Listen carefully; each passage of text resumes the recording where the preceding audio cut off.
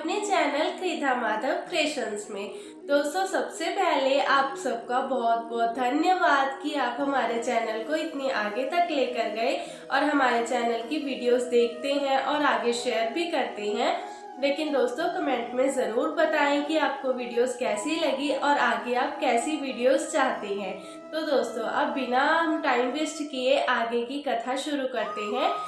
दोस्तों, आज की जो हमारी भक्तमाल कथा का विषय है वो है मीराबाई।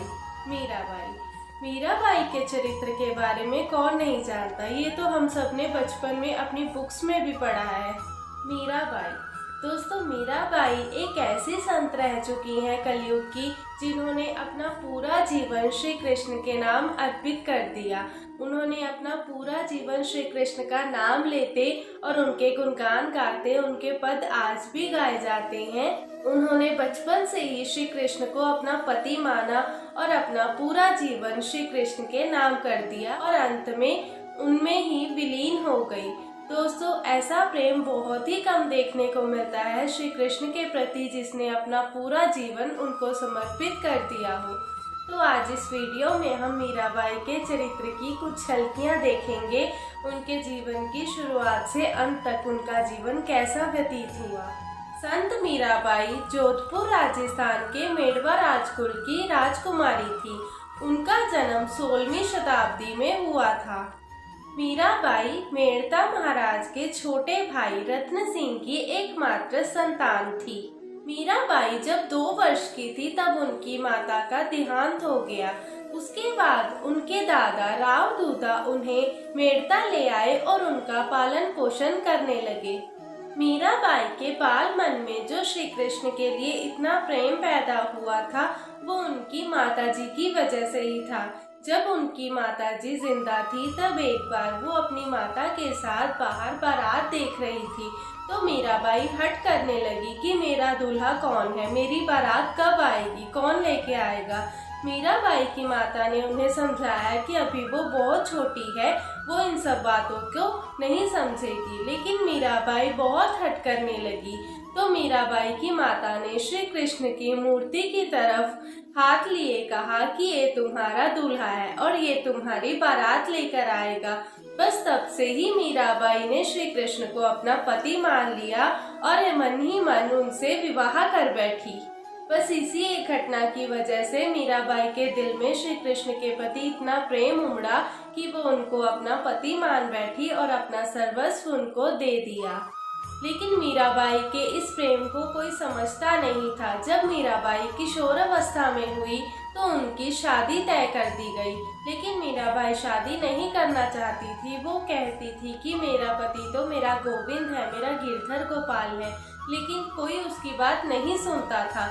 मीराबाई की शादी जबरदस्ती महाराणा सांगा के पुत्र भोजराज से कर दी गई, जो आगे जाकर महाराणा कुंभा के नाम से जानी गई। शादी के बाद भी मीराबाई का कृष्ण प्रेम कभी कम नहीं हुआ, बल्कि अपनी चरम सीमा से आगे लांघने लगा। मीराबाई अपने घर के काम काज छोड़कर मंदिर में चली जाती और श्री कृष्ण की मूर्ति के आगे बैठकर भजन गाती, उनको रिझाती रहती। ये सब देखकर उनके ससुराल वालों को बहुत बुरा लगने लगा। वो उनकी भक्ति को कभी भी नहीं समझते थे। मीराबाई के ससुराल वाले तुलजा भवानी यानी कि दुर्गा माता को अपनी कुल देवी मानते थे। जब मीरा को भी यही मानने को बोला गया तो उसने इनकार कर दिया। मेरे तो गिरधर गोपाल दूसरो ना कोई, जाके सिर मोर मुकुट मेरो पति सोई। मीरा का कृष्ण प्रेम देखकर उसके ससुराल वाले उसको बहुत ज्यादा डांटने लगे, उस पर अत्याचार करने लगे और कभी कभी तो उसको मारने की भी कोशिश की जाती थी। लेकिन मीराबाई श्री कृष्ण के प्रेम में ऐसी मग्न रहती थी कि वो कभी किसी पर ध्यान ही नहीं देती थी। एक बार मीराबाई की ननद उदाबाई ने उन्हें बदनाम करने की सोची और उन्होंने राणा कुंभा से कहा कि वह रात को छुप छुप के किसी से मिलने जाती हैं और उसने मीराबाई को अपने प्रेमी से बात करते हुए भी सुना है। फिर एक दिन जब मीराबाई रात को मंदिर गई तो राणा कुंभा ने उनका पीछा किया और मंदिर का दरवाजा तोड़कर अंदर चला गया। जब उसने देखा कि मीराबाई श्री कृष्ण की छवि के आगे बैठकर उन्हें रिझाने लगी है, उनके सामने नृत्य कर रही है, उनको अपने पद सुना रही है, ये देखकर राणा कुंभा एक बार तो अचंभित हो गया। राणा कुंभा ने कहा, तुम किससे बात करती हो, कौन है तुम्हारे पास? तो मीराबाई बोली, ये सामने जो है यही तो है मेरा प्रेमी, इससे ही तो मैं मिलने आती हूँ, इसको ही तो मैं रिझाती हूँ। यह सब देखकर राणा कुंभा का दिल टूट गया, लेकिन फिर भी उसने मीराबाई को कुछ ना कहा और मीराबाई का अंत तक साथ देता रहा। मीराबाई को राजगद्दी या राजकुल घराने की कोई भी चाह नहीं थी। वे तो हमेशा अपने कृष्ण प्रेम में मगन रहती थी, लेकिन ये सब उसके ससुराल वालों को बिल्कुल भी पसंद नहीं था। वो उसे कई तरीकों से सताने लगे। शुरुआत में मीराबाई का प्रेम श्री कृष्ण के प्रति बेहद निजी रहा, लेकिन कभी कभी वो अपना आपा खो देती और सत्संग में सबके सामने नाचने गाने लगती। ये सब मीरा के ससुराल वालों को बहुत बुरा लगता था। वो नहीं चाहते थे कि मीरा किसी के भी सामने नाचे या गाए। मीरा का देवर विक्रमादित्य, जो चित्तौड़गढ़ का राजा था, वो मीरा को बिल्कुल भी पसंद नहीं करता था कि मीरा सत्संगों में नाचती गाती है और नारी मर्यादा का उल्लंघन करती है। उसने मीरा को मारने की बहुत कोशिशें की, उसे जहर भी दिया और उसको मारने के लिए सांप भी भेजा, लेकिन श्री कृष्ण ने हमेशा मीराबाई की रक्षा की। मीरा के मन में श्री कृष्ण की ऐसी छवि थी कि मीरा का प्रेम अपनी चरम अवस्था से पार होता गया और श्री कृष्ण उसके लिए सच्चाई बन गए। हर वक्त मीरा को श्री कृष्ण अपने सामने प्रतीत होते थे, वो उनसे बातें भी करती रहती थी।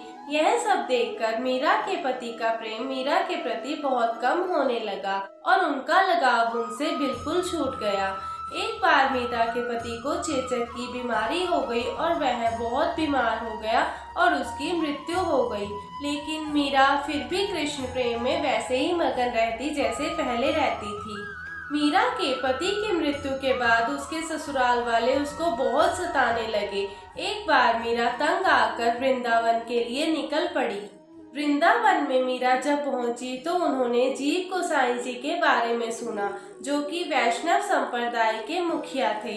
मीरा जीव गोसाई जी से मिलने उनकी कुटिया में गई। वह जीव गोसाई जी के दर्शन करना चाहती थी, लेकिन गोसाई जी ने उन्हें मिलने से मना कर दिया।